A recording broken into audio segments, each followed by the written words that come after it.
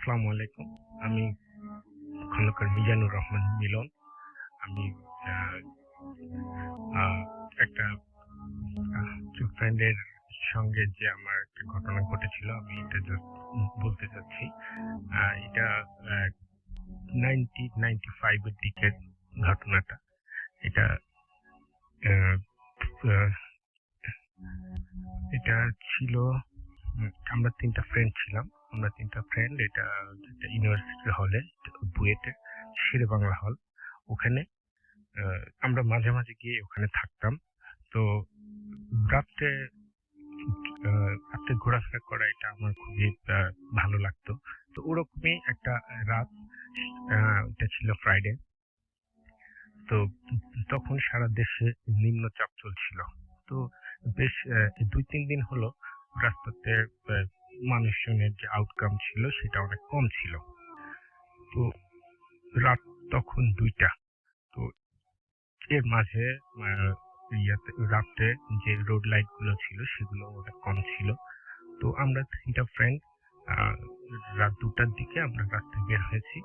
তো হঠাৎ করেই আমরা একটা মোড়ে এসে, পলাশীর মোড়, ওখানে এসে আমরা হঠাৎ করে দেখলাম যে নীলক্ষেতের দিকের যে রাস্তাটা চলে গেছে ওইদিকে একটা গাড়ি।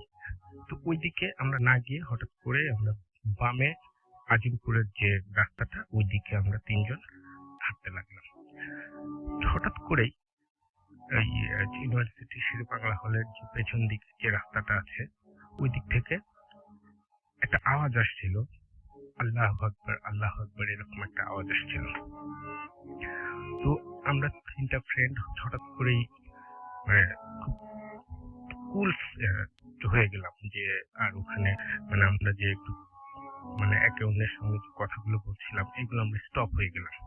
হওয়ার পরে হঠাৎ করেই দেখলাম যে 10-12 জনের একটা দল একটা খাটিয়া নিয়ে তারা খুব দ্রুত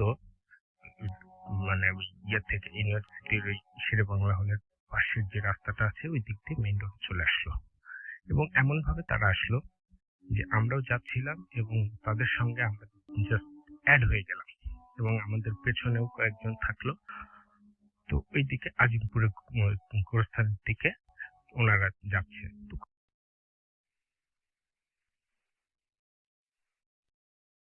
দিকে ওনারা যাচ্ছে, তো খুব দ্রুত যাচ্ছে। তো আমাদেরও একটু স্পিডটা একটু বেড়ে গেল।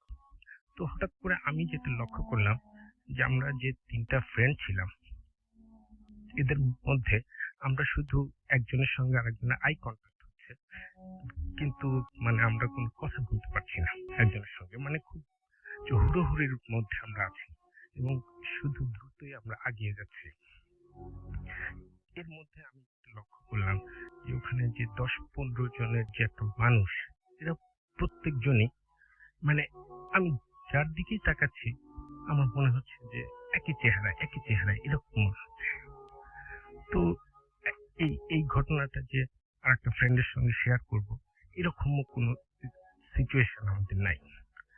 তো হঠাৎ করে আমরা দেখলাম যে আজিমপুর গোরস্থানের যে গেট আছে সেই গেটের কাছে আমরা এসে গেছি। তো এখন ওই গ্রেপ্তারটা, যেটা লাশ, ওটা নিয়ে ওই লোকজনগুলো আস্তে করে ভেতরে চলে গেল এবং আমাদের কানে আসছে যে এখানেই কবর হবে একদম সামনে। তো এরকম একটা সিচুয়েশনে আমরা শুধু একজন আরেকজনকে বললাম যে আচ্ছা ঠিক আছে, আমরা এসেই যখন পড়েছি চলো যাই ভেতরে। কিন্তু আমরা রাস্তাতে কোনো মানুষ, কোনো রিক্সা, কোনো গাড়ি আমরা কিছুই দেখছি না। স্বভাবতই যে নিম্নচাপটা হয়েছে এর জন্য রাস্তাতে গাড়ি অনেক কমে গেছে। তারপরেও রাত 2টা। তো আমরা ভেতরে যখন ঢোকার পরে আমি দেখছি যে এটা অত কাছে না, যেটা আমাদেরকে যেটা বলছিল যে এই যে সামনেই হবে। আমরা যাচ্ছি মনে হচ্ছে একটু অনেক দূরে চলে যাচ্ছি। হঠাৎ করেই দেখছি যে আমরা যেখানে গিয়ে পৌঁছালাম সেটা একদম লাস্টের দিকে। ওখানে জাস্ট একটা গাছ আছে এবং ওইখানে মনে হচ্ছে যে খুব দ্রুত ওনারা কবর দিতে চাচ্ছে। তো হঠাৎ করেই আমি খেয়াল করলাম যে আমরা আমরা যে তিনজন ফ্রেন্ড ছিলাম, তারা তিনজন তিন সাইডে আমরা চলে গেছি কবরের। কিন্তু এছাড়া ওদের সঙ্গে আমাদের আর কোনো কথা, কোনো কিছু এগুলো হচ্ছে না, এবং আমাদের তিনজন ফ্রেন্ডের মধ্যেও আমাদের কোনো ইয়ে হচ্ছে না, ইন্টারাকশন কিংবা কোনো কথা এগুলো কিছু হচ্ছে না। এর মধ্যে দেখলাম যে খুব দ্রুত তারা মাটি দিয়ে ফেলছে। এরকম করতে করতে করতে করতে কিন্তু প্রত্যেকটা মানুষেরই আচরণগুলো একটু অস্বাভাবিক। মানে কোনো সাধারণ মানুষ যেভাবে একজন আরেকজনের সঙ্গে কথা বলে, এরকম কোনো কিছু হচ্ছে না। তো মানে খুব অল্প সময়ের মধ্যে আমার মনে হচ্ছে যে মাটি দেয়া হয়ে গেল। হওয়ার পরে হঠাৎ করে ওনারা জাস্ট মোনাজাত স্টার্ট করলেন। মোনাজাতটা যখন স্টার্ট করলো, আমরা তিনজনই হাত উঠালাম এবং আমাদের সঙ্গে অন্যান্য লোক যারা ছিল ওনারা হাত উঠালো। হাত উঠানোর পরে আমাদের মানে আমি অন্যদের সিচুয়েশনটা জানি না, আমার চোখটা আমি একদম বন্ধ করে আমি জাস্ট মোনাজাতটা ধরলাম। ধরার পরে আমার মনে হচ্ছে কি যে আমার আশেপাশে যে লোকজনগুলো ছিল, আমি মানে আস্তে আস্তে মনে হচ্ছে যে নিঃসঙ্গ হয়ে গেছি, যে আমার আশেপাশে কেউ নাই, এরকম মনে হচ্ছে। তো হঠাৎ করে যখন মোনাজাতটা শেষ হলো, শেষ হওয়ার পরে আমি যে চোখ খুললাম, চোখ খোলার পরে আমি যে জিনিসটা দেখলাম, এটা মানে আমার আমার জীবনের এটাই ফার্স্ট ঘটনা। আমি দেখলাম যে 10-12 জনের যে একটা লোক ছিল, যে দলটা ছিল, ওনারা একজনও ওখানে উপস্থিত নাই, এবং আমরা শুধু যে তিনজন ফ্রেন্ড, আমরা তিনজনের দিকে জাস্ট একবার আই কন্টাক্টের সঙ্গে সঙ্গে আমরা তিনজনই গেটের দিকে দৌড় দিয়েছি।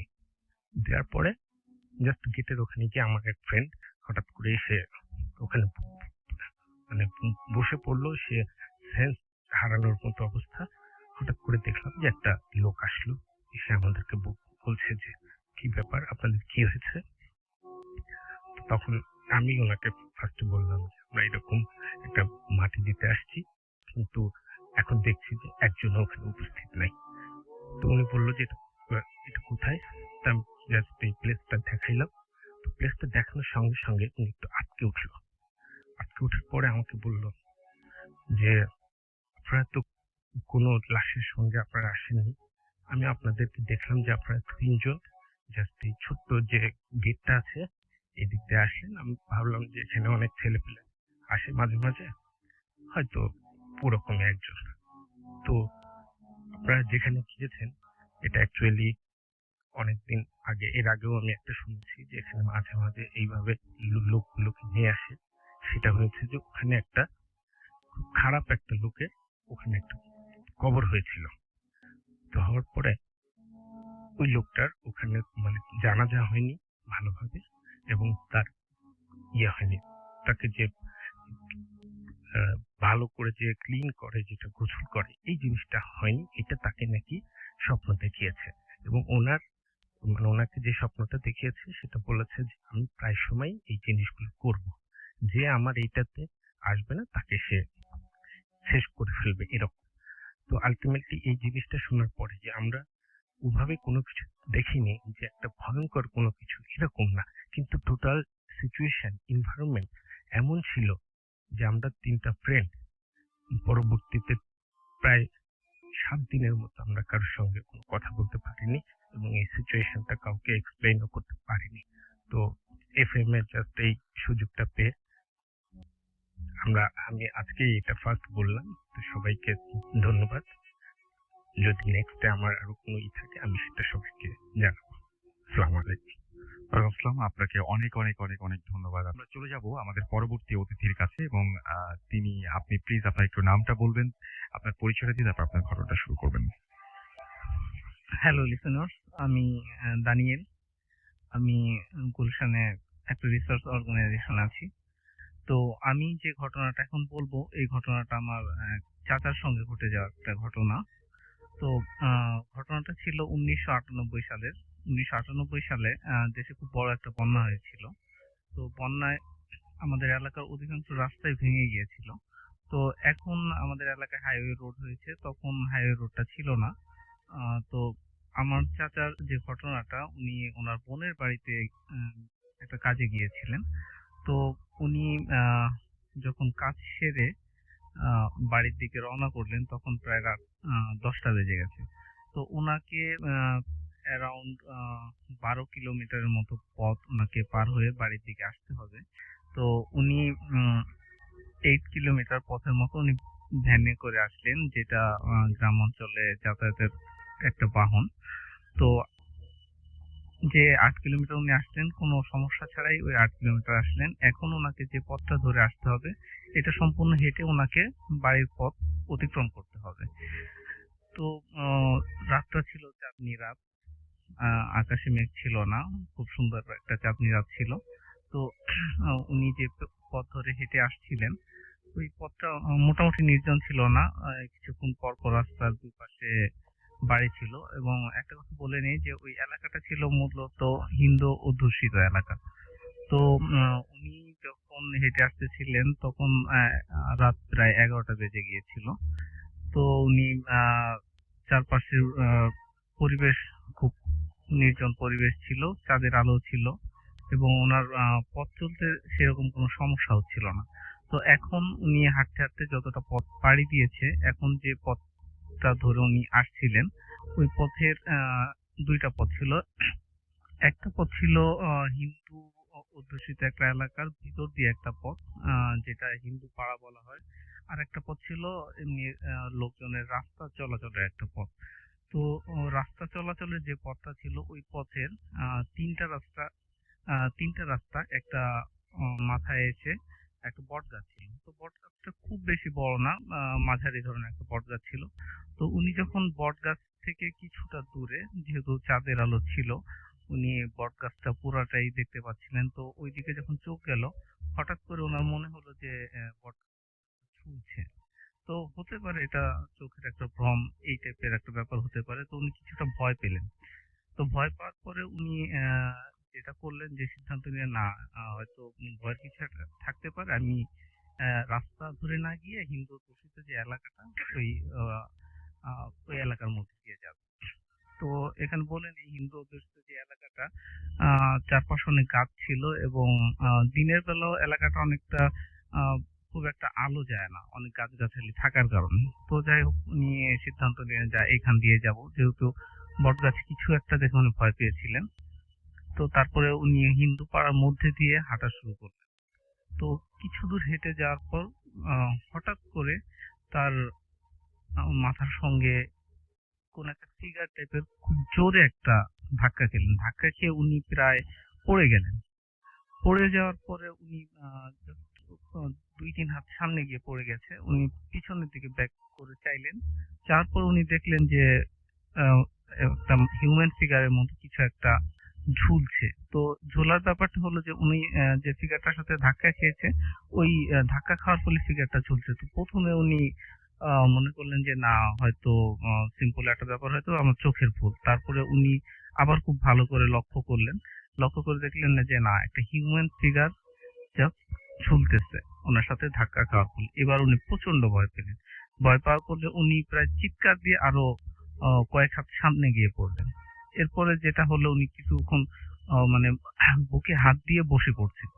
তো ওনার চিৎকার শুনে কিছুক্ষণ পরে দুটা লোক বের হয়ে আসলো, এবং যে গ্রামের মধ্যে দিয়ে ছিলেন, এই গ্রামটা ওনার পরিচিত ছিল, এবং যে লোক দুটো বের হয়ে আসলেন, এই লোক দুটো ওনার পরিচিতই ছিল।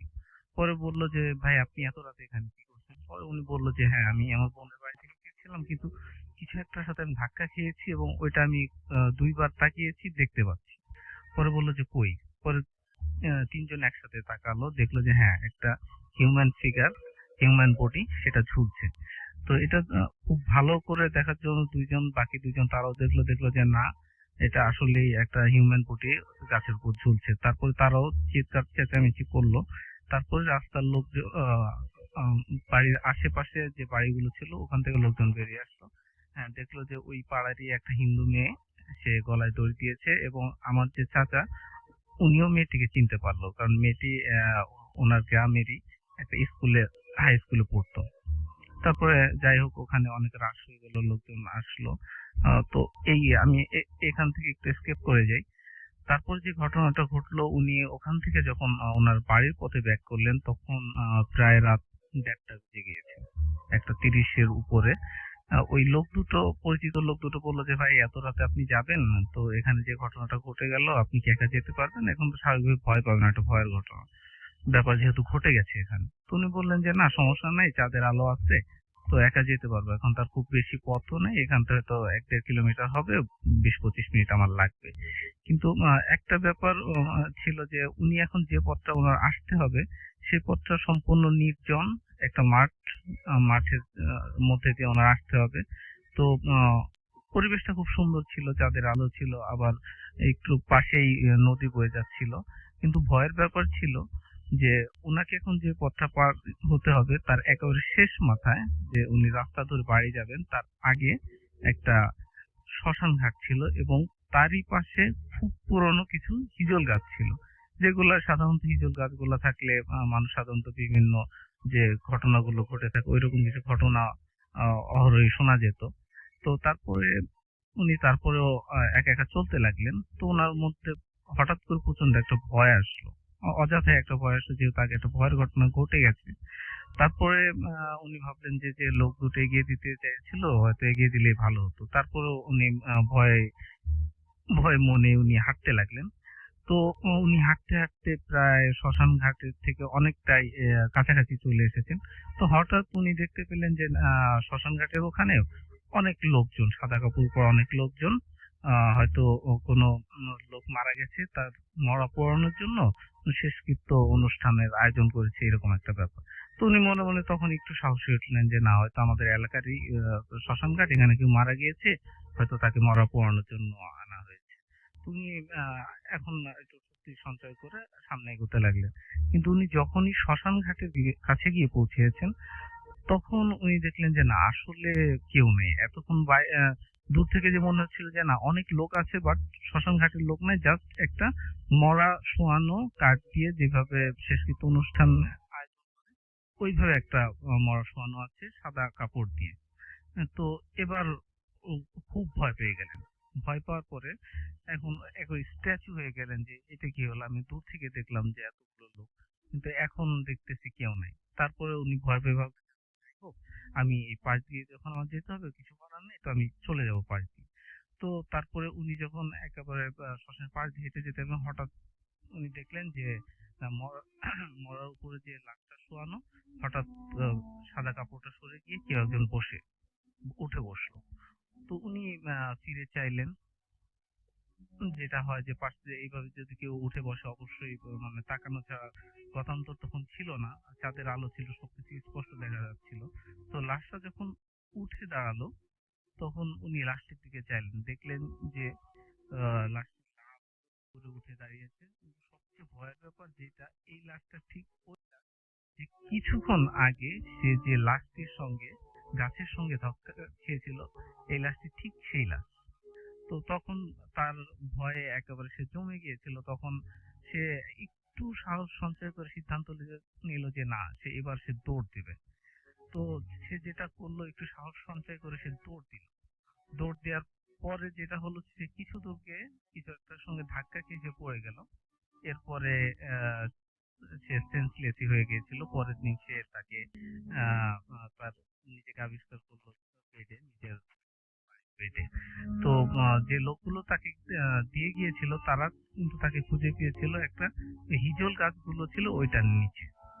তো এই ছিল আমার ঘটনা। আপনাকে অনেক ধন্যবাদ। ধন্যবাদ আপনার চমৎকার ঘটনার জন্য। আমরা চলে যাব আমাদের পরবর্তী আমার প্রথম অতিথির কাছে এবং hello listener, again Khondokar Mizanur Rahman Milon. আমি এই এই স্টোরিটা আমার একটু স্মল স্টোরি। তো অ্যাকচুয়ালি আমি এটা আহ, একজনের কাছে এটা শুনেছি। আমি একটা আইটি অর্গানাইজেশনে আছি। তো আমরা বিভিন্ন জায়গায় আইটি সলিউশন গুলো প্রোভাইড করি। তো সেখানে আহ, আমি একটা আহ, আমি একটা বাসাতে, একবার আমি গিয়েছিলাম ওখানে একটা আইটি সলিউশনের জন্য। তো ওখানে গিয়ে ওখানকার যিনি হাউস টিউটর আছেন, উনি আমাকে ডিটেল এটা বলেছিল। তো ইস্যুটা হচ্ছে এরকম যে, ওখানে আহ, 4 তলা বিল্ডিং এটা। তো 4 তলা বিল্ডিং এ ওখানে 3 তলাতে টোটাল স্টুডেন্টরা থাকে, কিন্তু 4 তলাতে কেউ কখনো ওখানে থাকে না। তো একটা স্টুডেন্ট উনি আসছে গ্রাম থেকে, উনি আসছে, আসার পরে উনি বললো যে আমার এখানে একটা সিট লাগবে। তো ওখানকার হাউস টিউটর যিনি ছিলেন উনি বললো যে আচ্ছা দেখুন আমাদের তো এখানে কোনো সিট নেই, তো একটা আছে, এটা 4 তলার উপরে, কিন্তু ওখানে আপনাকে আগের থেকে আমি সাবধান করছি, ওখানে সহজে কেউ থাকে না। তো আপনাকে বললাম এখানে একটা অপশন আছে, যদি আপনি যেতে পারেন তাহলে আমাদের কোনো প্রবলেম নেই। তো উনি আবার, ওই স্টুডেন্টটা একটু সাহসী, উনি সবসময় বলে যে আমি এগুলো ভূত কিংবা এগুলো আমি বিলিভ করি না। উনি বললো যে ওকে আমাকে ওখানে ইয়েটা করে দেন। তো উনি তারপরে তখন ছিল 2টা, দুপুর 2টা। তো উনাকে যখন অ্যারেঞ্জমেন্টটা করে দিল, তো উনি যখন সিঁড়ি দিয়ে উপরে উঠছে, উনি দেখলো যে প্রত্যেকটা ফ্লোর, 1 তলা 2 তলা 3 তলা, প্রত্যেকটা ফ্লোর একটু মানে অপরিষ্কার টাইপের ওখানে ছিল। কিন্তু উনি যখন 4 তলায় গেল, উনি ওখানে ওঠার সঙ্গে সঙ্গে একটা স্মেল আসলো, নাইস স্মেল, এবং দেখলো যে ফ্লোরটা খুব ক্লিন। তো তারপরে ওনার যে রুমটা, এটা একদম ছাদের লাস্টের দিকে, একটা সিঙ্গেল রুম, একটা বাথ। তো উনি ওখানে জাস্ট তাকে দূরের থেকে দেখা যাচ্ছে। তো উনি যেতেই হঠাৎ করে ঠিক ছাদের মাঝখানে এসে ওনার মনে হলো যে ওনার শরীরের সঙ্গে মানে কিছু একটা আঘাত পেল, এবং সেটা মনে হলো যে একটা মানে হিউম্যান বডি। তো উনি জাস্ট এপাশ ওপাশ তাকিয়ে আহ, উনি জাস্ট কোনো কিছু না ভেবেই উনি রুমের ভেতরে চলে গেল। তো রুমে যখন উনি ডোরটা খুলে ঢুকলো, ঢোকার পরে সেম স্মেলটা উনি রুমের ভেতরে পেল। তো তারপরে আহ, উম, উনি রুমের ভেতরে ঢোকার পরে রুমটা পরিষ্কার করার পরে জাস্ট যখন 4টা বাজে, 4টার দিকে উনি আবার নিচে নেমেছে, জাস্ট ওই হাউস টিউটরকে বলছে যে ঠিক আছে, এভরিথিং ইজ ওকে।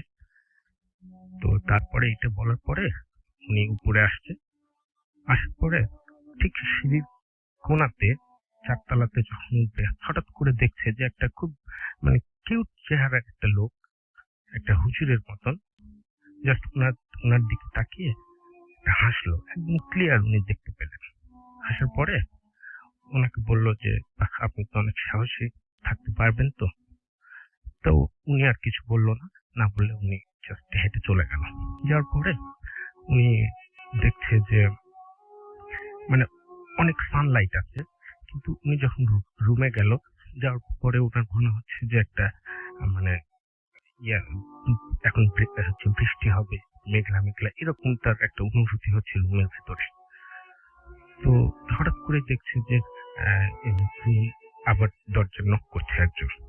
উনি তার সঙ্গে সঙ্গে ওখানে আবার গিয়ে দরজা খুলে দেখলো যে হ্যাঁ, ওই হুজুরটা।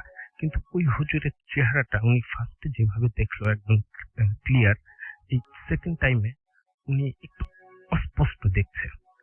তো এই হুজুরটা এসে ওনাকে বললো যে হ্যাঁ, আপনি কেন রুমের ভেতরে গান বাজাচ্ছেন কেন, এটা একটা মাদ্রাসার ছাত্রাবাস। তিনি বললো যে না, আমি তো এগুলো কিছু করছি না।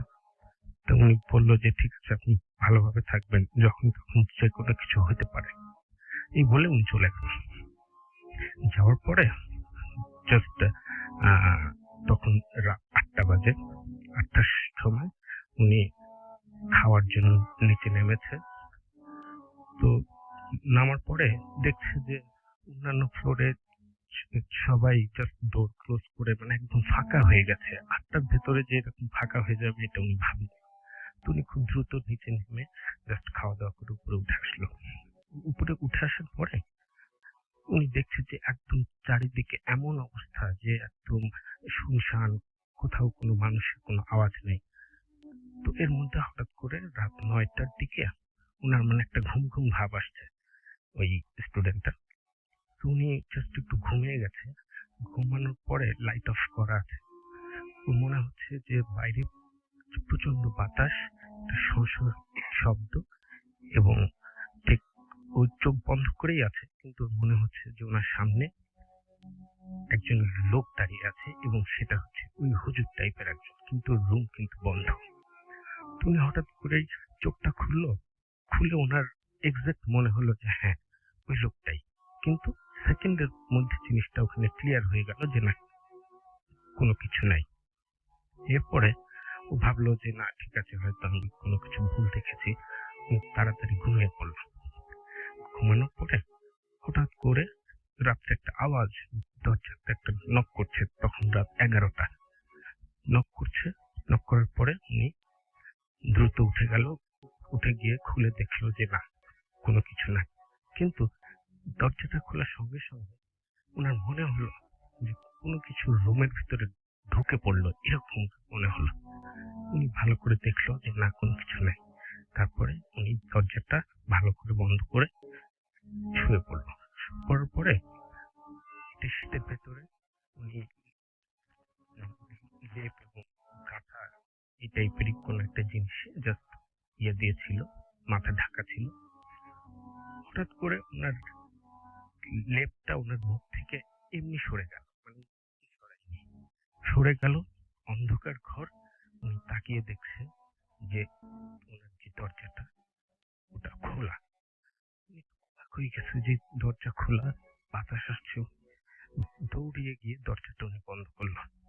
বন্ধ করার পরে উনি এসে জাস্ট বিছানায় যখন উঠবে, ঠিক ওই সময় ওনার পায়ের সঙ্গে কি যেন একটা বাঁধলো। বাঁধার সঙ্গে সঙ্গে উনি বিছানার উপরে যে একটু উপর হয়ে পড়লো। পড়ার পরে ওখানে একটা ছিল, মানে ওনার যে ল্যাম্প ছিল, ল্যাম্পটা জাস্ট সুইচটা অন হয়ে গেছে। অন হওয়ার পরে একটা অন্ধকার থেকে একটু জাস্ট লাইট একটা অনুভব হলো।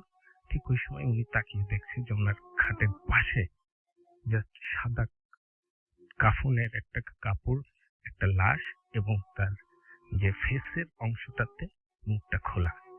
এবং উনি তাকিয়ে দেখছে যে আজকে সন্ধ্যা থেকে যে হুজুরটা ওনাকে বারবার ওনার সামনে আসছিল, ওইটা তার লাশ। এবং উনি ওইটা দেখার পরে আর কোনো কিছুই ভাবে তো উনি সঙ্গে সঙ্গে ওখানে একটা জাস্ট চিৎকারও করতে পারেননি, সেন্সলেস হয়ে গেছে। পরের দিন সকালবেলায় যখন ওনার লোকজন আসছে, এসে খোলার পরে ওনাকে বললো যে কি হয়েছে, তখন উনি জাস্ট এটা ডিসক্রাইব করার পরে ওনাকে জানালো যে এখানে এই রুমে একটা হুজুর সুইসাইড করেছিল। তারপর থেকে এখানে কেউ থাকে না এবং ওনারাই মানে এখানে কাউকে অ্যালোট দেয় না। এটাই ছিল আমার সম্ভবত এটাই আজকের লাস্ট। সবাইকে ধন্যবাদ। নেক্সট অপরচুনিটি পেলে আবার আসবো। তিনি হচ্ছেন আকাশ। আচ্ছা, এবং তিনি এসএমএসটি পাঠিয়েছেন, দেখতে পাচ্ছি কোথা থেকে, সাভার ঢাকা থেকে, আশুলিয়া সাভার ঢাকা থেকে। এবং তিনি বলছেন যে রাসেল ভাই, আমি অল্প কিছুদিন ধরে ভূত এফএম শুনছি, খুব ভালো লাগছে। আমি আমার লাইফে একটি এক্সপেরিয়েন্স হয়, সেই ঘটনাটি আজ আপনাদের সাথে শেয়ার করব। এবং আমি আসতে পারবো না বলে অনেক অনেক সরি। ভালো লাগলে পড়ে শোনাবেন। ঘটনাটি আমাদের এলাকায় ঘটে। আমি ভূত এফএম, আমি ভূত বলে কিছু আছে বিশ্বাস করতাম না, তবে জিন আছে বলে জানতাম। ঘটনাটি বলার আগে আমি আমাদের এলাকার বর্ণনা দিচ্ছি। আমাদের এলাকাটির একদিক ছিল উঁচু, অর্থাৎ যেদিকে ঘর বাড়ি ছিল আর অন্যদিকে ছিল নিচু জমি। ওইগুলোতে বর্ষার সিজনে অনেক পানি হতো আর অন্য সিজনে ধান চাষ করা হতো।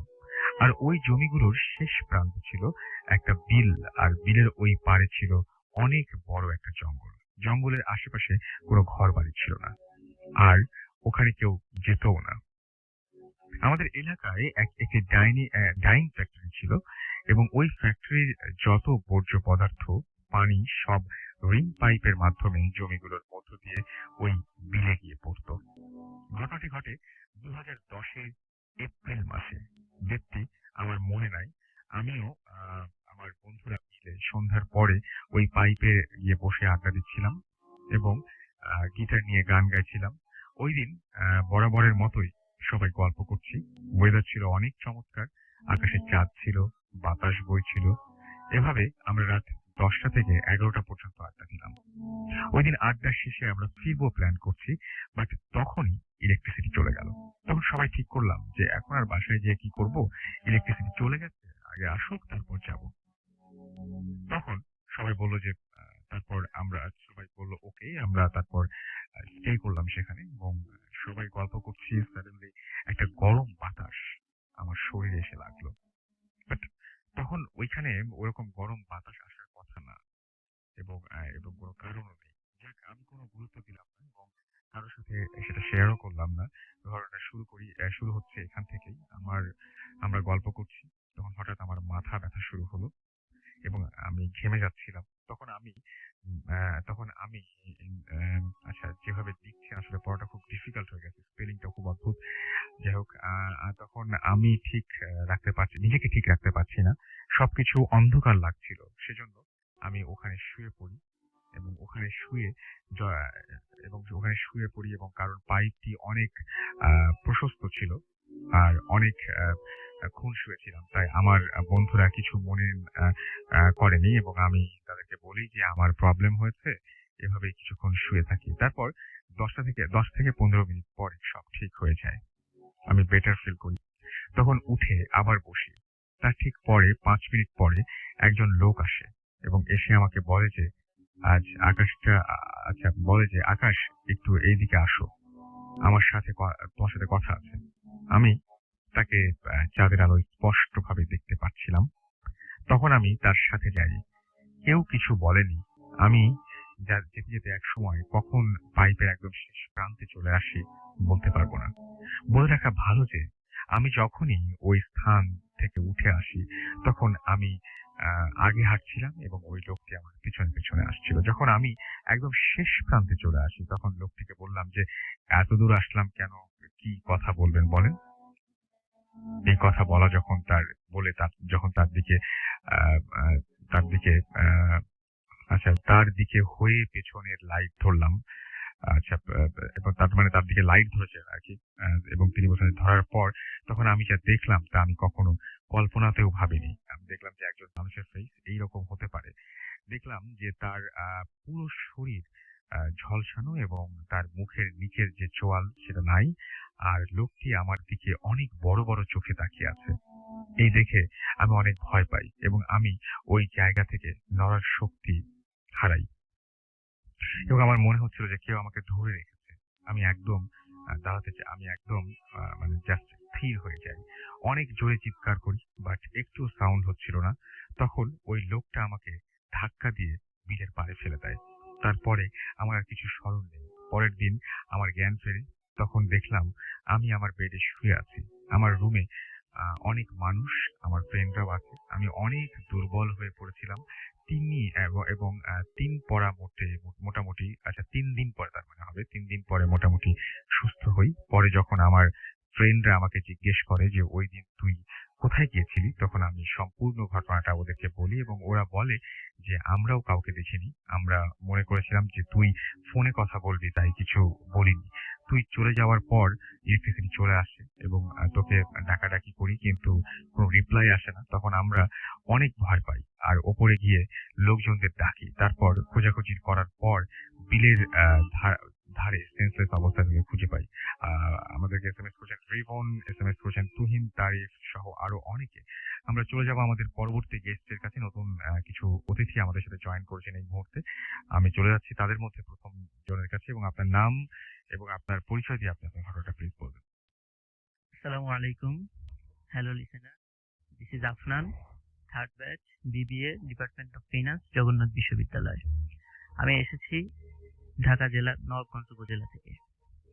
আজ আমি যে ঘটনাটি শেয়ার করতে চাই, সেই ঘটনাটি বলার আগে ঘটনাটির প্রেক্ষাপটটা বলে নেওয়া একটু জরুরি। আমি যখন ছোট ছিলাম তখন থেকেই মানে প্যারানর্মাল বিষয়গুলোর প্রতি আমার আগ্রহটা অনেক বেশি ছিল এবং এগুলো নিয়ে আমি কখনো ভয় পেতাম না, কিন্তু সেগুলো দেখার জন্য, সেগুলো নিয়ে কাজ করার জন্য আমার খুব ইচ্ছা ছিল। তো আমি যখন বিশ্ববিদ্যালয়ে প্রথম ভর্তি হই, বিশ্ববিদ্যালয়ে ভর্তি হওয়ার পরেই আমার সাথে আমাদের রাজবাড়ী জেলারই একজন বিখ্যাত একজন তান্ত্রিকের সাথে আমার পরিচয় হয়। সঙ্গত কারণে আমি তার নাম বলছি না। তো উনি অনেক ধরনের বিদ্যা ওনার জানা ছিল। মহাকালী বশীকরণ, ডাকিনী বিদ্যা, ইন্দ্রজাল, মায়াজাল এই সমস্ত বিদ্যা ওনার জানা ছিল। তো আমি ওনাকে খুব রিকোয়েস্ট করি যে আমার তো আসলে এই বিদ্যাগুলো শেখার কোনো ইচ্ছা নেই, কিন্তু আমার এই জিন দেখার আমার খুব ইচ্ছা। তো আপনি আমাকে কাইন্ডলি এমন কিছু বিষয় বলে দেন যাতে করে আমি এগুলো দেখতে পারি। তো উনি প্রথম দিকে আমাকে খুবই মানা করলেন এবং বললেন যে না, এটা করা যাবে না, তোমার বয়স অনেক কম, এটা করা যাবে না, তোমার যদি কিছু হয়ে যায় তোমার বাসা থেকে আমাকে অনেক টাকা লাগে। আমি বললাম যে না, এটা কেউ জানবে না, আপনি কাইন্ডলি এটা করেন, আমাকে বলে দেন। তো আমি অনেক অনুনয় বিনয় করবো, দীর্ঘদিন ধরে অনুনয় বিনয় করার পরে উনি রাজি হলেন। তো রাজি হওয়ার পরে উনি আমাকে বিভিন্ন বিষয়গুলো বলে দিলেন। তো একদিন পূর্ণিমার রাতে আমি এই সাধনাটা করার জন্য ডিসাইড করি যে আমি আজকে করব। তো আমি তখন আমার বাসা থেকে বেশ দূরে একটা জায়গায় চলে যাই। জায়গাটি ছিল খুব হন্টেড। জায়গাটি রাজবাড়ী জেলার লোকোশেড এলাকা, এবং এখানে জায়গাটি এতটা হন্টেড যে প্রতি বছর ওইখানে রেলে কেটে, পাশ দিয়ে রেল লাইন আছে, রেলে কেটে তো প্রতি বছর কেউ না কেউ মারা যান। এবং 71 সালে বিহারিরাও বাঙালিদেরকে এখানে এনে হত্যা করেছেন, আবার পরবর্তীতে বাঙালিরাও বিহারিদেরকে এনে হত্যা করেছেন। এবং অনেক সময় ক্রস ফায়ারে যে সমস্ত লাশগুলো থাকে সেগুলো ওইখানে এসে বেওয়ারিশ হিসেবে দাফন করা হয়। তো আমি ওইখানে সাধনা করার জন্য ওইখানে বেশ দূরে একটি মাঠের ভিতরে বসি, জনমানব শূন্য এলাকা। তো ওখানে বসার পরে প্রথম দিকে আমি যখন শুরু করার পরে বেশ ঘন্টাখানেক হয়ে যাওয়ার পরও আমি তেমন কোনো কিছু দেখতে না পাই, আমি খুব বিরক্ত হয়ে যাই, মনে করছি আমি এখন উঠে চলেই যাব। তখন হঠাৎ করে আমি শুনতে পারি যে নাকি সুরে কে জন্য কাঁদছে।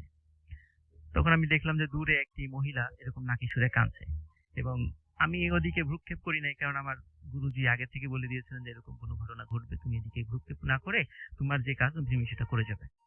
তো আমি আমার মতো করে যাচ্ছি। কিছুক্ষণ পরে দেখছি যে হাজার হাজার লোক আমার দিকে লাঠি সোঁটা নিয়ে তেড়ে আসছে এবং কাছে এসে অশ্রাব্য ভাষায় গালাগালি করছে। তো আমি তখনও বুঝতে পারলাম যে আসলে আশেপাশে এখন থেকে লোক আসার কোনো উপায় নেই, এগুলো সবই আমার দৃষ্টির মানে আমার ভ্রম হয়, এগুলো সবই।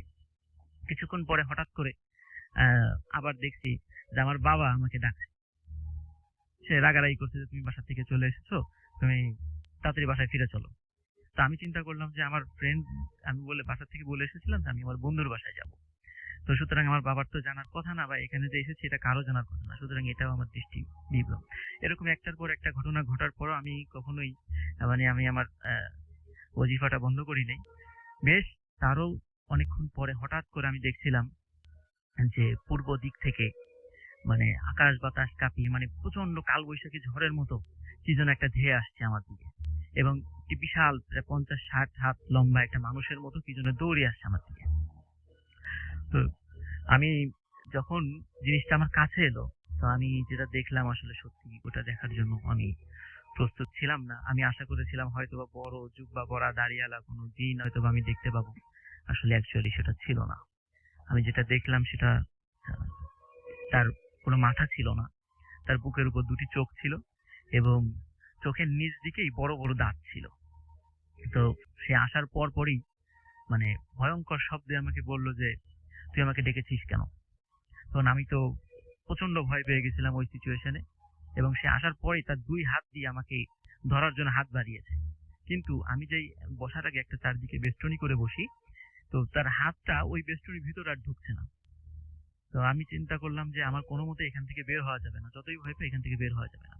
আর তার ভয়েসটা এরকম ছিল যে একসাথে একই কথা যদি একসাথে 3-4 জন বলে যেরকম শোনা যায় ঠিক সেরকম, এবং ওয়েস্ট বেঙ্গলের লোকরা যেভাবে বাংলায় কথা বলে এবং হিন্দি ভাষা যেরকম, এই দুটার মিশ্রণে কেমন ধরনের এক ধরনের ভাষা, কিন্তু সেটা বোঝা যায়। তো এই ভাষায় সে আমার সাথে কথা বলছিল। তো আমাকে বলছিল যে তুই আমাকে ডেকেছিস কেন। তা আমি বললাম যে আমি তো তোমাকে ডাকিনি। তো বলে যে তুই আমাকে ডেকেছিস। আমি বললাম যে আসলে আমার ভুল হয়ে গেছে, আমি তোমাকে ডাকিনি। তো বলছে যে ভুল হয়ে গেছে কিন্তু এর খেসারত তোকে দিতে হবে। আমি বললাম যে তোমাকে আমি আর কখনোই ডাকবো না, তুমি আমার কোনো ক্ষতি করো না। তখন বললো ঠিক তো, তুই ডাকবি না তো আমাকে। তো বললো যে, আমি বললাম যে হ্যাঁ আমি আর কখনোই তোমাকে ডাকবো না। তখন আমি একটা শর্ত দিলাম যে তুমি চলে যাওয়ার পরে তুমি আমার আর কোনো ক্ষতি করতে পারবে না। তখন সে ওই শর্ত মেনে নিল। সে ওইখান থেকে তার পরবর্তীতে ঠিক যেভাবে এসেছিল ওইভাবেই চলে যায়। আমি ফজরের আজান হওয়ার পর্যন্ত সেখানে অপেক্ষা করি, আজান হওয়ার পরে ওখান থেকে চলে আসি। তো ওখান থেকে চলে আসার পরে যে ঘটনাগুলো আমার সাথে ঘটে সেটা হচ্ছে যে আমার হঠাৎ করে টাইফয়েড আমি আক্রান্ত হই, আমার শরীর অনেক ভেঙে যায়, আমার পড়াশোনা অনেক ক্ষতিগ্রস্ত হয়, অনেকদিন আমি আমার ক্লাসে আমি উপস্থিত হতে পারিনি এবং আমার মানসিকভাবে আমি খুব বিপর্যস্ত হয়েছিলাম। আসলে আসল ভাই একটা কথা না বললেই না, সেটা হচ্ছে যে প্যারানরমাল বিষয়গুলোতে আসলে আমাদের অনেকেরই আগ্রহ থাকে, কিন্তু আমরা যদি এর ক্ষতিকর বিষয়গুলো আমরা বুঝতাম বা উপলব্ধি করতাম, তাহলে কেউই আমরা এই সমস্ত বিষয়ে আমরা ইন্টারেস্টেড হতাম না। তো আল্লাহর রহমতে আমি এখন এগুলো থেকে দূরে সরে এসেছি। এখন আল্লাহর রহমতে আমি অনেকটা ভালো। তো এই ছিল আমার। এই রানা প্লাজার যে ঘটনাটা, এটা বাস্তব ঘটনাটা। যে কোনো দুর্ঘটনাই মানে একটা মানে মৃত্যু, এখন হত্যা হোক আত্মহত্যা হোক, কিন্তু মৃত্যু, এটা মারা যায়। কিন্তু আমি ওই রানা প্লাজার প্রথম ধাপের যে লাশগুলো ঢাকা মেডিকেলে যখন আনা হয়, তখন রাত প্রতিদিনই রাত্রে 12টা 1টা 2টার দিকে লোকজন আসতেছে শনাক্ত করার জন্য, আবার ডেড বডি গুলো আসতেছে। ঠিক ওই সময় বাজে আপনার ঠিক 2:30টার দিকে আমার এখানে আমার সাথে এক ছেলে কাজ করে, আর হঠাৎ করে মানে কাজে এমনি টায়ার্ড ছিল, কাজ করার পর সে একটু অসুস্থ বোধ করতেছিল, হঠাৎ করে তার পেট ব্যথা। তখন আমার 2 ভাইকে দিয়ে আমি তাকে অ্যাম্বুলেন্সে করে আমাদের মানে ঢাকা মেডিকেলে পাঠাই। তা 2:30টার দিকে পাঠাই দিই, তখন আমি আমার রুমে বসা, আর মর্গের তো যে এসি রুমে যে ডেড বডি গুলো রাখা, ওই রুম তো লক করা। তা আমি আইসা আমার রুমে বসা, আমার নিজের কাছেও খারাপ লাগতেছে। তখন ঠিক আমি 3:45টার দিকে আমি রুমের থেকে বের হয়ে যাই। বের হয়ে যাওয়ার পর আমি মেইন গেটের এখানে মানে রাস্তার মধ্যে দাঁড়ানো, ফাঁকা, কেউ নাই। ম্যাজিস্ট্রেট স্যাররা ওই আপনার আরো রুগী দেখার জন্য এখানে যারা ডিউটি অবস্থা ম্যাজিস্ট্রেট ছিলেন, ওনারা হাসপাতালে যায় জরুরি বিভাগে। তা আমি একা, ঠিক বাজে ওই সময় 3টার দিকে দাঁড়ানো, হঠাৎ করে গুড়ি গুড়ি বৃষ্টি আসে। গুড়ি গুড়ি বৃষ্টির জন্য আমি নিজের শরীর ইয়ে করার জন্য মর্গের যে আমাদের ছাউনি আছে ওখানে গিয়ে দাঁড়ায় থাকি। দাঁড়ায় থাকার পর যে মানে আমার কেউ যদি না দেখে এবং না শুনে, তো বুঝতে পারবে না যে আসলে যে কিছু কিছু ঘটনা যে সত্য। অনেকে বিশ্বাস করে না, কিন্তু আমি যা দেখছি আমি এটা মানে মিথ্যা বলবো কেন? আর আমার এখানে মিথ্যা বলে কোনো কারণ নেই। দেখে ওখানে মর্গের ভিতর থেকে দেখি কান্নার আওয়াজের মানে কারণে আমার নিজেরই মানে গা শিরশিরে উঠছে যে কাঁদতেছি কে মর্গের ভিতরে। এখন আমি সামনে যেতে পারতেছি না পিছনে বাড়তে পারছি। হঠাৎ করে দেখি তখন আপনার ওই গুলশান থানার থেকে একটা ডেড বডি নিয়ে আসছে পুলিশ। ওই হুন্ডা অ্যাক্সিডেন্ট এক ব্যাচের মারা গেছে, হুন্ডা অ্যাক্সিডেন্ট আর কিভাবে মারা গেছে খেয়াল নাই। ওই লোকজন আসাতে মানে আমার ভয়টা ভাঙছে। তারপর আমি ওইখান থেকে আস্তে আস্তে সরে যাই, আইসা আমার রুমে ওই ডেড বডি, ওই গুলশান থানার ডেড বডি রিসিভ করে মর্চারি কুলারে রেখে তারপর আইসা আমি মানে আমার মানে যাতা অবস্থায় ভয়ের কারণে। আমরা চলে যাচ্ছি আমাদের পরবর্তী অতিথির কাছে। আমাদের সাথে আরো একজন অতিথি এই মুহূর্তে জয়েন করলেন এবং তারও একটা ঘটনা রয়েছে। আপনি প্রথমে আপনার পরিচয় দেবেন প্লিজ, এবং তারপর আপনার ঘটনাটা শেয়ার করবেন। Thank you, Russell bhai. Dear listeners, I am Alamgir from Mirpur 1. I am studying BB at Mirpur Bangla College. আমি আজকে একটি ঘটনা আপনাদের সঙ্গে শেয়ার করব। এটি ঘটে আমার হোম ডিস্ট্রিক্ট দিনাজপুর জেলার পার্বতীপুর থানা একটি গ্রামে। যে গ্রামে আমি বাস করি, যে গ্রামে আমার বাড়ির পাশেই কিছু দূরে একটি পুকুর আছে। ঘটনাগুলো মূলত সেই পুকুরকে কেন্দ্র করে। আমি চলে এসেছি সরাসরি ঘটনায়। ঘটনা ঘটে আমার এক প্রতিবেশী ভাইয়ের সাথে। আমার প্রতিবেশী ভাই, তিনি মোটামুটি সাহসী টাইপের। ওনার রাতে মাছ মারার অভ্যেস আছে। তো একদিন তিনি মাছ মারতে যান সেই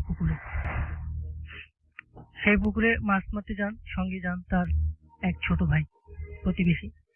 দুজনে মাছ মারতে চলে যান পুকুরের পাড়ে। তারা পাড় ধরে হাঁটছিলেন, মাছের উদ্দেশ্যে মাছ খোঁজ করছিলেন। তো অনেক ঘোরাঘুরি করছিলেন, কিন্তু সেরকম কোনো মাছ পাচ্ছিলেন না।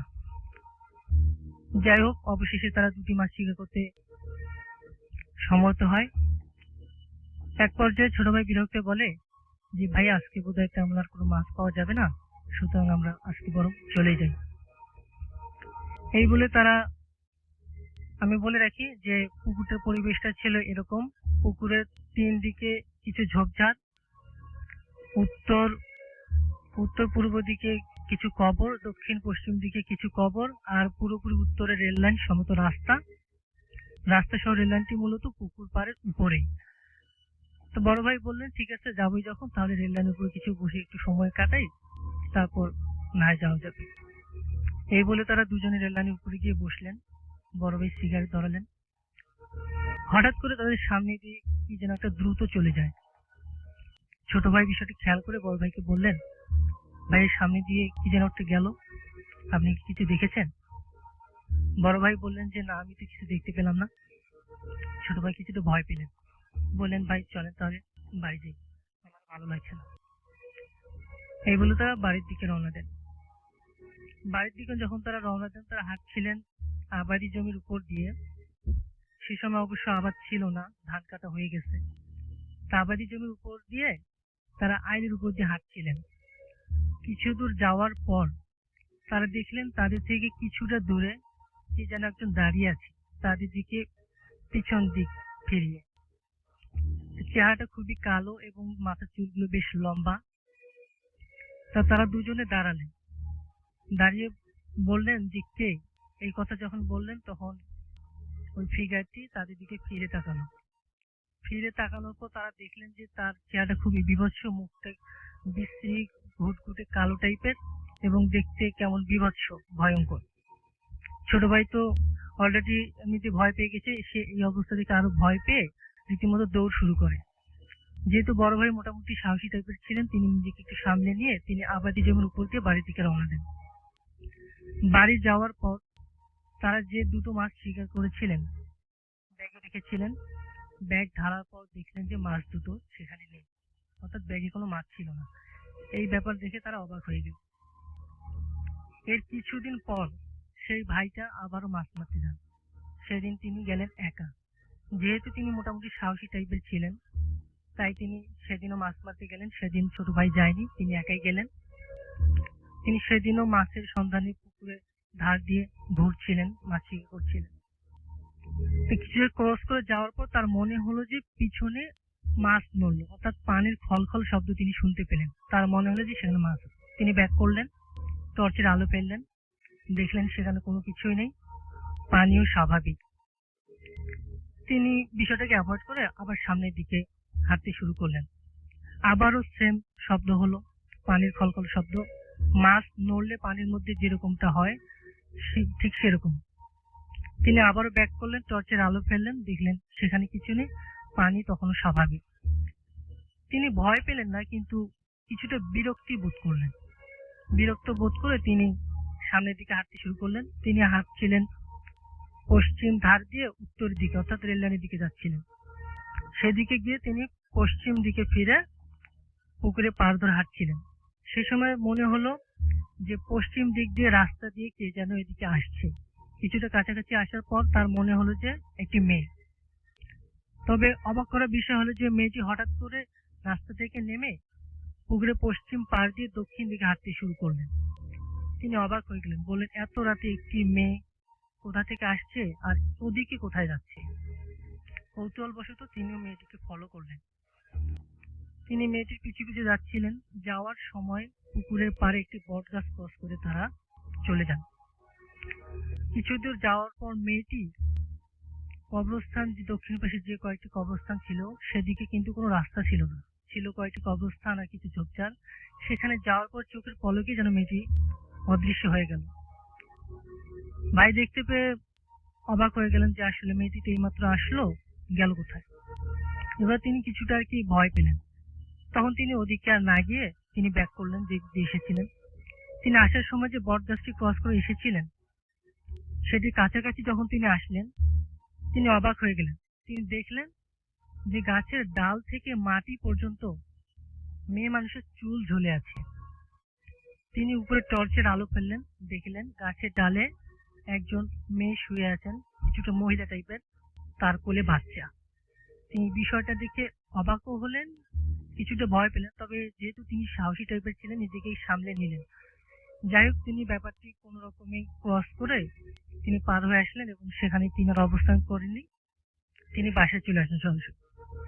এর কিছুদিন পর ওই এলাকারই আরেকজন লোক তিনি শহরে গিয়েছিলেন। বলে রাখি যে আমাদের যে এলাকাটা, সেই এলাকা থেকে আমাদের যে থানা শহর, সেই থানা শহরের মূল যোগাযোগ রাস্তাই ছিল সেই রেল লাইনের রাস্তাটি।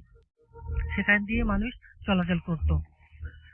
তো তিনি শহরে গিয়েছিলেন তার কাজে, কিন্তু তার ফিরতে মোটামুটি রাত হয়ে যায়।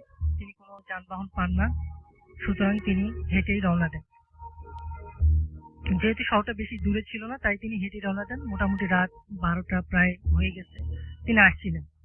তিনি শহর থেকে গ্রামে ফেরার পথে, আমি যে পুকুরটির কথা বলছি সেই পুকুরটি থেকে শহরের দিকে কিছু দূরে ছোট্ট একটি নদী আছে।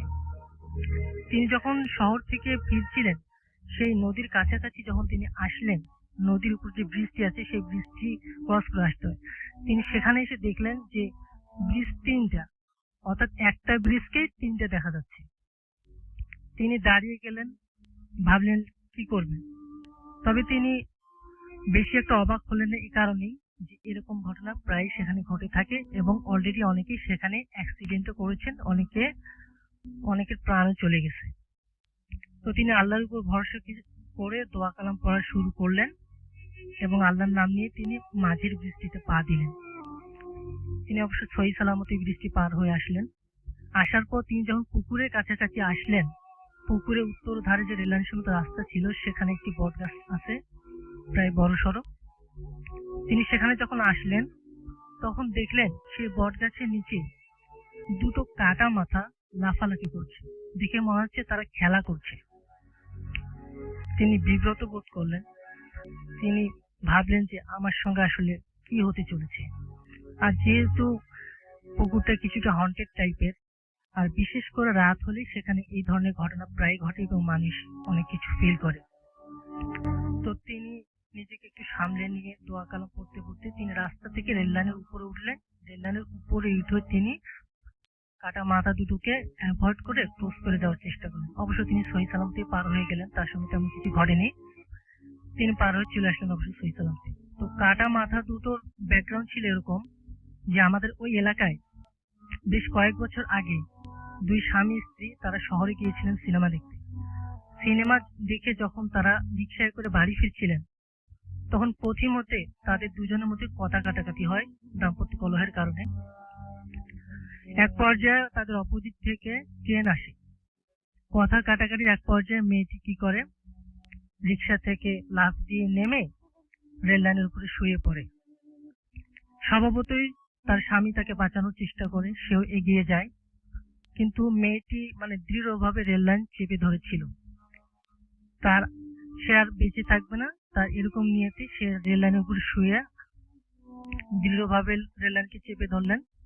তার স্বামী তাকে বাঁচানোর যথেষ্ট চেষ্টা করলেন, কিন্তু তিনি ব্যর্থ হলেন। ধস্তাধস্তির এক পর্যায়ে দুজনেই রেল লাইনের মধ্যে কাটা পড়বে। আপনাকে অনেক ধন্যবাদ। আমরা পরবর্তী ঘটনায় যাবো। আমাদের পরবর্তী অতিথির কাছে, এবং পরবর্তী অতিথি আমি রিকোয়েস্ট করবো যে আপনার নাম, ঠিকানা এবং আপনার পরিচয়টা দিয়ে আপনি তারপর আপনার ঘটনাটা প্লিজ একটু শেয়ার করবেন। আসসালামু আলাইকুম, আমি ইমদাদুল হক, ঢাকার মধ্যবাড্ডা থেকে এসেছি। আমি সরাসরি ঘটনায় চলে যাই। আমার ঘটনাটা আজ থেকে প্রায় 15 বছর আগে ঘটেছে। বরিশালের একটা প্রত্যন্ত গ্রামে একদম। আমার বড় ভাই সবেমাত্র বিয়ে করেছে। আমি, আমার বড় ভাই, ভাবি, মেজো ভাই এবং আমার বোন বড় ভাই শ্বশুর বাড়িতে ফার্স্ট যাই তখন। তো আমার ভাবির কাজিনের একটা মেয়ে ছিল 3 মাস বয়স। ঘটনাটা তাকে নিয়েই। আমার ভাবিদের বাড়িতে তখন একদম অজপাড়া কারেন্ট ঠিক এখন পর্যন্ত পৌঁছায় নাই। তো ঘটনাটা যখন ঘটে তখন ভাবির কাজিনের ওয়াইফ বাচ্চাটাকে ঘুম পাড়িয়ে তার গায়ের উপর একটা কাঁথা দিয়ে সে তার বাচ্চাটা কাপড় পরিষ্কার করার জন্য পুকুরে যায়। তো কাঁথা কাপড় পরিষ্কার করার পরে এসে সে যখন দেখতে পেল যে তার বাচ্চাটা বিছানায় নাই, সে ভাবলো হয়তোবা সে ঘুম থেকে উঠে কান্নাকাটি করছে, তাই কেউ নিয়ে গেছে। সে তার কাজকর্ম ঠিকমতো করতেছিল। এরকম করতে করতে কিছুক্ষণ টাইম কেটে যাওয়ার পরে প্রায় 12টার দিকে তার খেয়াল হলো যে এখন পর্যন্ত কেউ বাচ্চাটাকে দিয়ে গেল না। তখন সে বাড়ির কয়েকজনের কাছে জিজ্ঞেস করার পরে কেউই বললো না যে তার বাচ্চাটাকে তারা নিয়েছে বা দেখেছে। এরকম খোঁজাখুঁজি করতে করতে প্রায় দুপুর গড়িয়ে গেল। দুপুর গড়িয়ে যাওয়ার পরে তখন বাচ্চা মা খুবই টেনশনে পড়ে গেল এবং বাড়ির সবাইকে ডেকে জিজ্ঞেস করতে শুরু করলো। বাড়ির লোকজন সহ সবাই খোঁজাখুঁজি শুরু করলো বাচ্চাটা যে ঘরে শুয়েছিল তার একটু বিবরণ দেওয়া দরকার।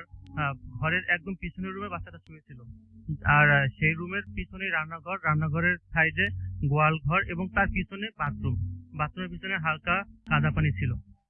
তো বাচ্চার মা কান্নাকাটি করতে করতে সে রান্নাঘরের কাছে এসে রান্নাঘরে যে রান্না করতেছিল তাকে জিজ্ঞেস করলো যে কেউ ঘরে এসে বাচ্চাটাকে নিয়েছে কিনা। তখন সে বললো না, ঘরে কেউ আসে নাই, কাউকে সে দেখতে পায় নাই।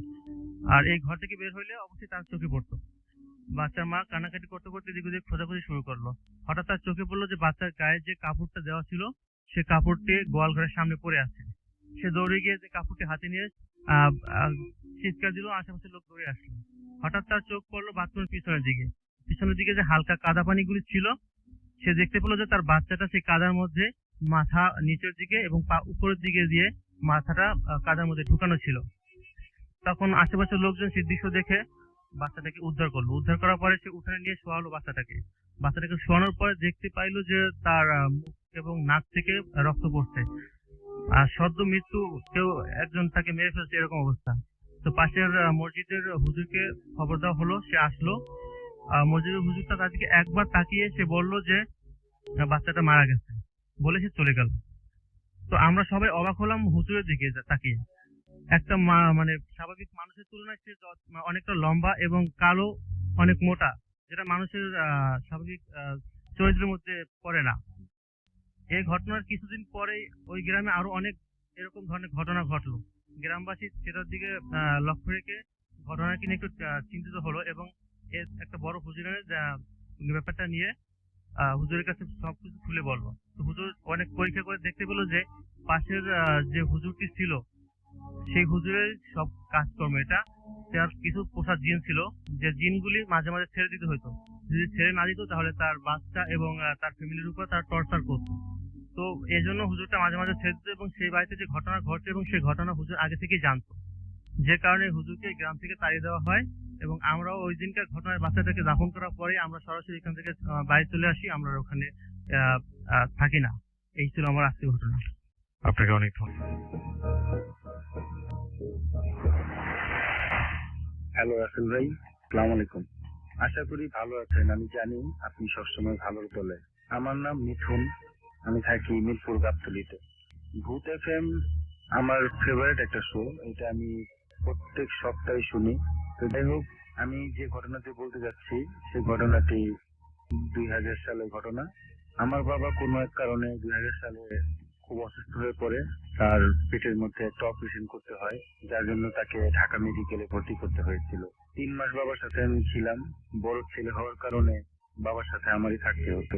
সবসময় বাবার সাথে থাকতাম, রাত্রেবেলা আমারই থাকতে হতো একা। যেহেতু আমি স্মোক করি, মাঝে মধ্যে বাইরে বের হতাম সিগারেট খাওয়ার জন্য। একদিনের ঘটনা, সেদিন খুব বৃষ্টি হচ্ছিল। সন্ধ্যার পর বাইরে বের হবো সিগারেট খেতে। তো যাই হোক, বৃষ্টির কারণে আমি বের হতে পারলাম না। ঢাকা মেডিকেল সম্বন্ধে আমার তেমন কোনো আইডিয়া নেই। তো একজনকে জিজ্ঞেস করলাম, ভাই ভিতরে কি কোথাও চার দোকান পাওয়া যাবে? তো একজন বললো যে হ্যাঁ, আপনি ভিতরে বাম দিকে চলে যান, সোজা গিয়ে সেখানে ঢাকা মেডিকেল কলেজের ওখানে ছোট একটা টঙের চার দোকান আছে। তো কথা মতো আমি হাঁটতে হাঁটতে চলে গেলাম সেখানে। গিয়ে দেখি সত্যি একটা দোকান। সেখানে চা খেলাম। চা খাওয়ার পর একটা সিগারেট জ্বালালাম। ততক্ষণে বৃষ্টি মোটামুটি কমে গেছে। হাঁটতে হাঁটতে সিগারেট খাচ্ছি, ভাবলাম দেখি একটু ঘুরে, কখনো তো এখানে আসিনি, দেখি। তো হাঁটতেছি, সেদিন ওই জায়গাটায় লোকজন খুব কম ছিল। হয়তো আমি ভাবলাম হয়তো বৃষ্টি, এই জন্য হয়তো তেমন কোনো লোক আসেনি।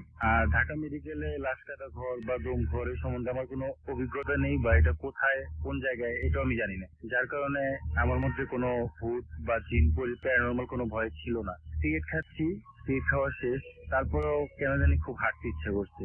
ভালোই লাগতেছিল, আবহাওয়া খুব ঠান্ডা ছিল। হঠাৎ একটা লোক এসে আমাকে জিজ্ঞেস করলো, ভাই আপনার কাছে কি ঘড়ি আছে? কয়টা বাজে? 2000 সালের ঘটনা। তখন আমার কাছে মোবাইল ছিল না, আর আমার হাতেও ঘড়ি ছিল না। তো আমি ওনাকে বললাম যে ভাই আমার কাছে তো মোবাইল নেই বা হাত ঘড়িও নেই। উনি আমাকে বললো, ভাই আপনি কোথায় যাচ্ছেন? তা আমি বললাম যে ভাই আমি একটু হাঁটতেছি, দেখতেছি আর কি করে। উনি আমাকে বললো, আপনি আর সামনে যায়েন না, ওইখানে আপনার বিপদ হতে পারে। আমি কথাটা শুনে একটু অবাক হলাম, কিন্তু তার কথা শুনলাম না। ভাবলাম ঢাকা মেডিকেলের মধ্যে আবার কিসের বিপদ। তো হাঁটতে হাঁটতে একটু সামনে গেলাম।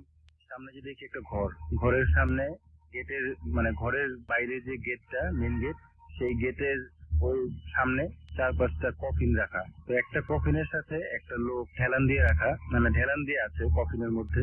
তখন আমি বুঝতে পারিনি এটা ডোমঘর বা লাশ কাটা ঘর। তা আমি সামনে যে দেখি যে লোকটা দাঁড়িয়ে আছে, মাথার মধ্যে একটা সেলাইয়ের দাগ, চোখগুলো বন্ধ। তো আমি কিছু বুঝে ওঠার আগে তার চেহারা দেখে দেখলাম, বুঝতে পারলাম যে লোকটা আমাকে একটু আগে জিজ্ঞেস করলো যে ভাই আপনার কাছে ঘড়ি আছে কিনা, এই লোকটাই সেই লোকটা। তো যখন আমি বুঝতে পারলাম, সাথে সাথে আমার শরীরের সব লোম দাঁড়িয়ে গেল।